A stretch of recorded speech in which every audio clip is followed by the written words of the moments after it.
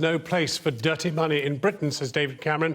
He's promised to crack down on dodgy offshore companies that buy up luxury properties in the UK. The Prime Minister will introduce a public land registry of properties that are owned by foreign governments. But we've already had the available data for some weeks. And it's also being announced that there'll be a consultation now on transparency. What real difference will this make to those who plough laundered cash into the United Kingdom? Paul McNamara has this report. London is one of the world's most attractive cities for foreign property investors. But at what cost? I'm determined that the UK must not become a safe haven for corrupt money from around the world. We need to stop corrupt officials or organised criminals using anonymous shell companies to invest their ill-gotten gains in London property without being tracked down. £122 billion worth of property in England and Wales is owned by foreign companies. Around 100,000 UK property titles are registered to them. Most are in Greater London, where almost 43,000 properties are owned by overseas firms. On a tour of South East Asia, the Prime Minister welcomed the investment, as long as the money is clean.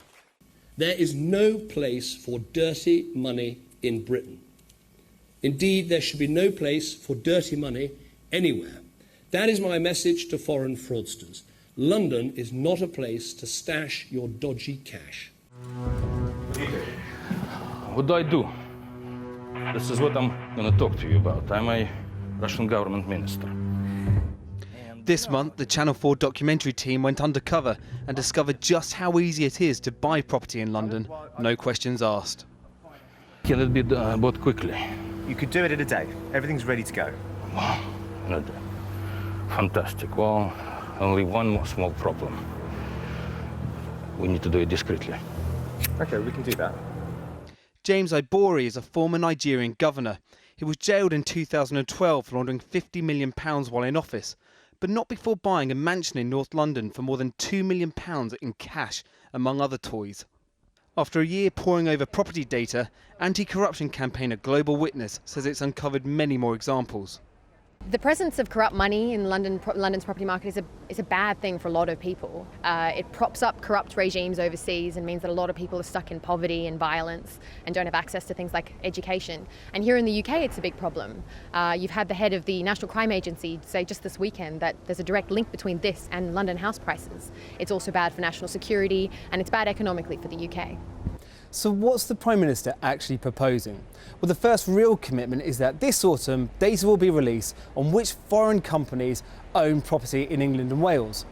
The only kicker is that data actually already exists. Channel 4 News has had a copy since last month. A whole lot of other organisations also have the data. Downing Street say the data will now be more easily available. In Westminster, where 1 in 10 homes are owned by foreign investors, we asked Transparency International about some of the changes being consulted on. What this proposal will do that they've committed to consult on is to require beneficial ownership transparency, the true owner, to be declared at the same standard as UK companies. So that offshore companies, foreign companies would have to meet that UK standard, which would be, if it was enacted, a big step forward. If it's enacted. A consultation period is underway. Well, now with me is Mark Davies, a chartered tax advisor from nondom.com, whose clients are mostly from overseas and very high net worth individuals with assets of hundreds of millions of pounds, and Chido Dunn, senior campaigner and lawyer at the anti-corruption group Global Witness. Well, now, Mark Davies, here we have 700 pages of 96,000 names and all the details of where they own the property. What's to be afraid of? Well, I think it's more of a case of thinking about why does the government actually need this information? Because there are crooks out there. There certainly are. But knowing, and of course there are crooks, but there are a lot of people who are quite innocent and are simply using offshore structures for tax planning. But there are hundreds and millions of pounds, thousands of millions of pounds, billions of pounds, which are not yielding the tax, not yielding the rightful income that we should be getting from them. Well, I'm not sure that's true. I think the National Crime Agency refers to there being millions of pounds of money laundered in the London financial services and London properties.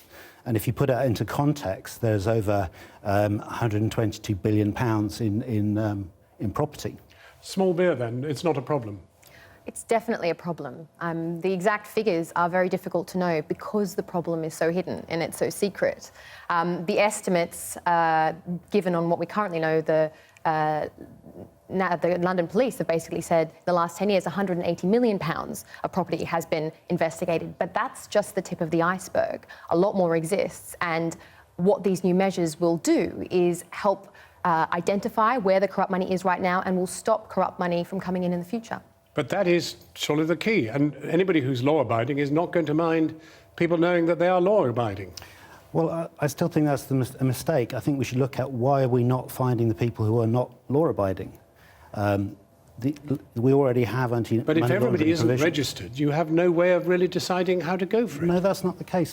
They're not registered in companies, but every lawyer, when they're doing conveyancing, they're obliged to know who your client is. Are they obliged to tell us? Well, they're obliged to make a money laundering report to the National Crime Agency if they spot something. Every law-abiding lawyer will have filled this chart in, right? Well, I certainly hope so. And if they You haven't, hope so. That's not a very convincing answer. well, it's because I simply don't know, and it's doesn't that go to the core of the problem? We need to know. Well, what is the government doing about it? That's the question. The problem is that we don't know whether the lawyers are reporting it, and if they are reporting it, what is the government doing about it? So, despite Mr. Cameron's statement today, we know nothing. We do know some things. Currently, you're able to identify who owns a property if they're a real person. And if they're a company, you're able to identify the name of that company.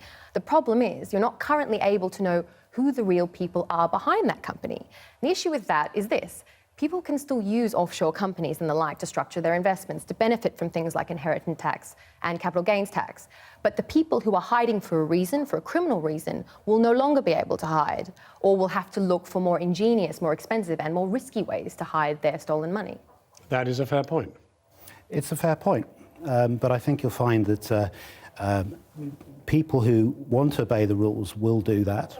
But do you have any don't confidence that the Prime Minister is onto something and is going to do something about it? I don't think he's onto something here. I think there is a problem, and I do applaud the sentiment of reducing any form of money laundering, but I don't think this is the way to do it. You've been campaigning on this for a long time. Do you suddenly feel that you've got the Prime Minister on your side and that you're going to get results? At Global Witness, we've been campaigning on this for a while, a long time, and we've been conducting an investigation for over a year into thousands and thousands of properties. And we feel that this is an important first step, but it's just that. There is more work to be done. The consultations need to happen, and where we need to get to is a system by which you can find out who the real owner is of a property.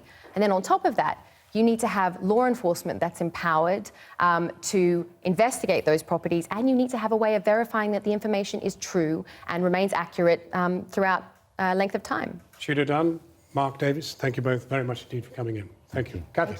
Thanks, John.